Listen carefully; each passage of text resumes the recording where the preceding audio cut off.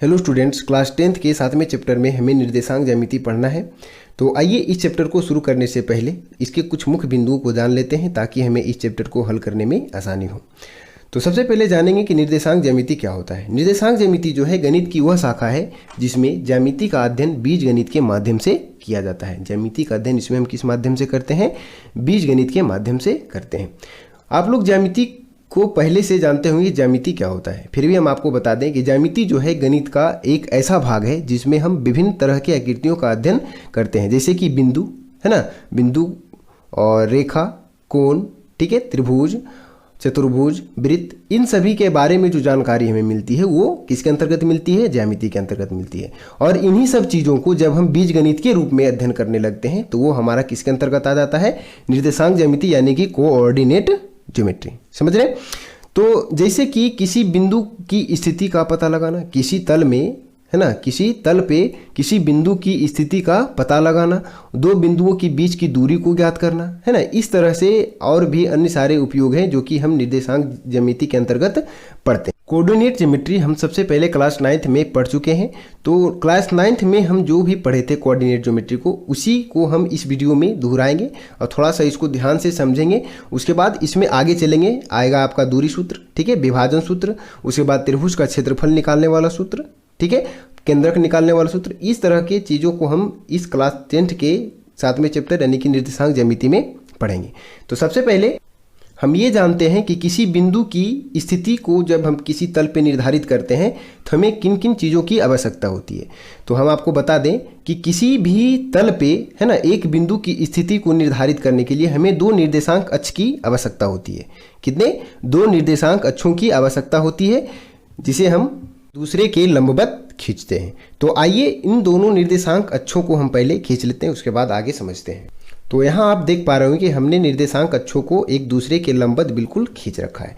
तो इसमें दो रेखाएं हैं, है ना, एक वर्टिकल है और एक हॉरिजॉन्टल है, मतलब एक खड़ा रेखा है और एक पड़ा रेखा है, ठीक है। तो जो खड़ा रेखा है उसे हम बाय एक्सिस के नाम से जानते हैं, यानी कि बाय अक्ष, और जो पड़ा रेखा है हम उसे एक्स एक्सिस के नाम से जानते हैं, यानी कि इसे हिंदी में एक्स एक्सिस कहते हैं।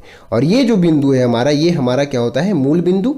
यहाँ लिख देते हैं मूल बिंदु, ये होता है, ठीक है। और ये जो मूल बिंदु है इसका नियामक 0 0 होता है, हर तरफ से इसका नियामक क्या होता है? 0। इधर भी यहाँ पे इसका वैल्यू 0 होता है, इधर से भी 0, इधर से भी 0, इधर से भी 0।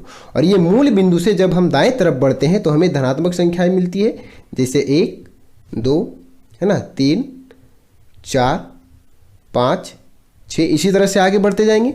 और जब मूल बिंदु से हम ऊपर की ओर जाते हैं तो भी हमें क्या मिलती है? धनात्मक संख्याएं मिलती है। तो इसे भी लिखेंगे 1 2 3 4 5 6, इस तरह से और आगे जाएगा, ठीक है। और जब हम मूल बिंदु से बाएं तरफ बढ़ते हैं, किधर बढ़ते हैं? बाएं तरफ, तो हमें क्या मिलती है? ऋणात्मक संख्या, -1 -2 -3 -4 -5 -6 और -7, इस तरह से और आगे और भी संख्या है। और जब मूल बिंदु से हम नीचे की ओर जाते हैं, मूल बिंदु जो हमारे यहाँ क्या होता है? ये 0 होता है, ये चीज़ समझ रहे हैं।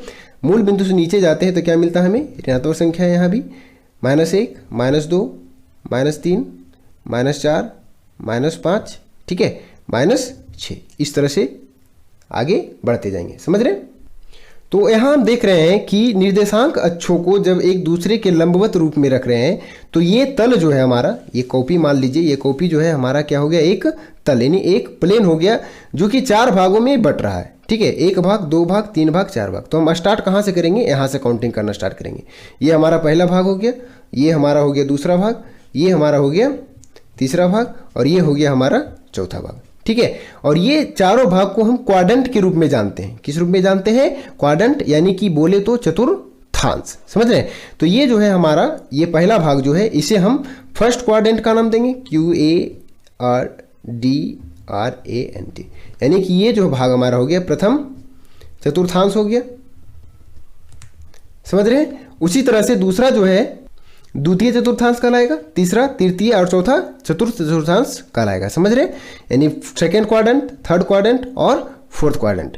तो फर्स्ट क्वाड्रेंट में जो होता है एक्स और वाई दोनों का नियामक जो होता है क्या होता है, धनात्मक होता है। और नियामक हम क्या समझे कि बाई नियामक जो होता है, यहां देखेंगे आगे कि बाई नियामक जो होता है इसे हम कैसे पता करते हैं, यक्ष अक्ष से दूरी, है ना। बाई नियामक जो होता है ये अक्ष अक्ष से जो दूरी होती है वही हमारा क्या होता है, बाई नियामक होता है। मतलब किसी बिंदु की यक्ष अक्ष से दूरी बाई नियामक कहलाता है। और यक्ष नियामक क्या कहलाता है, इसे भी जानेंगे। यक्ष नियामक बाई अक्ष से किसी बिंदु की दूरी, अक्ष से दूरी, समझ रहे हैं। जैसे हम एक बिंदु यहाँ पे ले लेते हैं, ठीक है, ये बिल्कुल सामने खींच लेते हैं यहाँ पे, ठीक है, और इसको यहाँ मिला देते हैं। तो यहाँ हम देख रहे हैं कि ये बिंदु जो है ना, ये हमारा बाई एक्सिस है और ये हमारा क्या है, एक्स एक्सिस, मतलब एक्स अक्ष है। तो एक्स अक्ष से इस बिंदु की दूरी क्या है, 4 है, देख रहे हैं। एक्स अक्ष से, एक्स अक्ष है ना, एक्स अक्ष यही है हमारा। और इस बिंदु की जो दूरी है यहाँ तक एक्स अक्ष से कितनी है, 4 इकाई है। और इस बिंदु की दूरी बाई अक्ष से, बाई अक्ष हमारा ये है, बाई अक्ष से दूरी कितनी है, 1 2 3 4 5 इकाई है, समझ रहे हैं। तो यही होता है हमारा कि बाई नियामक जो होता है वो एक्स अक्ष से दूरी होता है। बिंदु का जो बाई नियामक होता है, यानी किसी भी बिंदु को जब हम दर्शाते हैं तो उसे इस रूप में दर्शाते हैं, यानी कि पहले हम उसका एक्स नियामक लिखते हैं और बाद में बाई नियामक लिखते हैं। और यहाँ आप समझ रहे हैं कि एक्स नियामक जो है उस बिंदु का बाई अक्ष से दूरी है और बाई नियामक जो है उस बिंदु का एक्स अक्ष से दूरी है। तो यहाँ पे एक्स और बाई का नियामक क्या है, यहाँ जो हम देख रहे हैं कि बाई नियामक यानी कि एक्स अक्ष से दूरी, एक्स अक्ष से दूरी कितना है, ये एक्स ये हमारा एक्स अक्ष से दूरी 4 था और एक्स नियामक यानी बाई अक्ष से दूरी कितनी थी, 5 थी, समझ रहे हैं। तो पहले हमें किसका नियामक लिखना है, एक्स नियामक लिखना है। एक्स नियामक क्या है यहाँ पे, 5 है, तो 5 लिखेंगे, ठीक है। और बाई नियामक हमारा क्या है, 4 है। तो इस बिंदु की स्थिति क्या हो गई, 5 4। मतलब कि ये बिंदु जो है एक्स अक्ष से 4 इकाई की दूरी पे है और बाई अक्ष से कितनी दूरी पे है, 5 इकाई की दूरी पे है, समझ रहे हैं। तो इस तरह हम किसी बिंदु की स्थिति का पता लगाते हैं। और फर्स्ट क्वाड्रेंट में जो होता है बिंदु जो होता है दोनों क्या होता है, धनात्मक होता है। दोनों नियामक क्या होता है, धनात्मक होता है। मतलब ये भी देख रहे हैं आप, ये भी धनात्मक है, एक्स एक्सिस पे इधर जो भी संख्या लिखी गई धनात्मक है। और यहाँ बाई एक्सिस पे ऊपर की ओर ये क्या है, दोनों जो संख्या लिखी गई है और ये भी क्या है, धनात्मक, ये भी धनात्मक एक्स अक्ष का और ये भी क्या है, धनात्मक है। तो इसमें इसका नियामक दोनों क्या हो जाएगा, धनात्मक। मतलब फर्स्ट क्वाड्रेंट में दोनों नियामक क्या होते हैं, धनात्मक होते हैं। और हमेशा ध्यान रखिएगा कि किसी भी बिंदु को जब हम लिखते हैं तो उसमें पहले हम किस नियामक को लिखते हैं, एक्स नियामक को, और उसके बाद क्या लिखते हैं, बाई नियामक को लिखते हैं, समझ रहे हैं।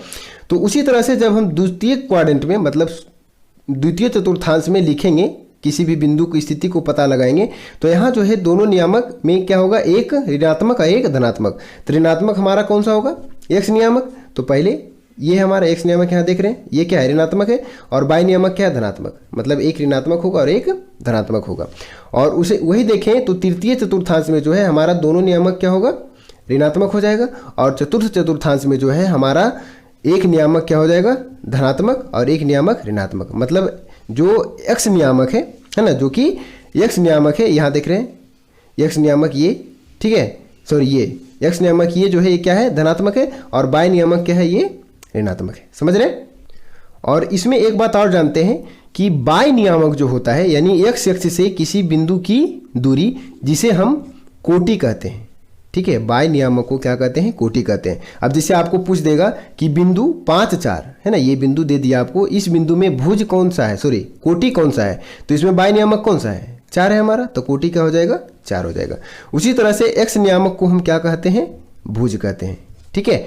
तो किसी भी बिंदु का पूछ दे कि कोटि क्या है, भुज क्या है, तो इस तरह से आप बता सकते हैं कि जो इसमें बाई नियामक है वो कोटि कहा जाएगा, जो एक्स नियामक है वो क्या कहा जाएगा, भुज कहा जाएगा, समझ रहे हैं। एक बात और हम जानेंगे कि किसी भी बिंदु का एक्स अक्ष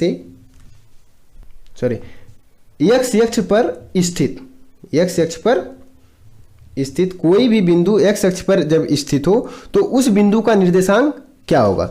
तो जब कोई बिंदु एक्स अक्ष पे स्थित हो तो यहाँ आप देख पा रहे हैं ये हमारा क्या है, एक्स अक्ष है ना। तो इस पे जो है एक्स का नियामक बढ़ेगा, एक्स का नियामक हर जगह इसमें बढ़ेगा या घटेगा, है ना। लेकिन यहाँ बाई नियामक हमेशा क्या रहेगा, 0 रहेगा, समझ रहे हैं। तो बाई नियामक हमेशा क्या है, दूसरे स्थान पे लिखा जाता है, पहले स्थान पे x नियामक लिखा जाता है। तो यहाँ x हो जाएगा x अक्ष पर स्थित किसी बिंदु का नियामक क्या हो जाएगा, x और 0। यहाँ हमेशा y क्या रहेगा, y का जो नियामक है हमेशा क्या रहेगा, 0 रहेगा। ये x अक्ष पे किसी भी बिंदु का स्थिति, मतलब इधर जाएंगे तो क्या होगा, घटेगा, इधर जाएंगे तो आगे क्या होगा, बढ़ेगा। लेकिन यहाँ जो है y नियामक क्या होगा, हमेशा 0 रहेगा। उसी तरह से y अक्ष पर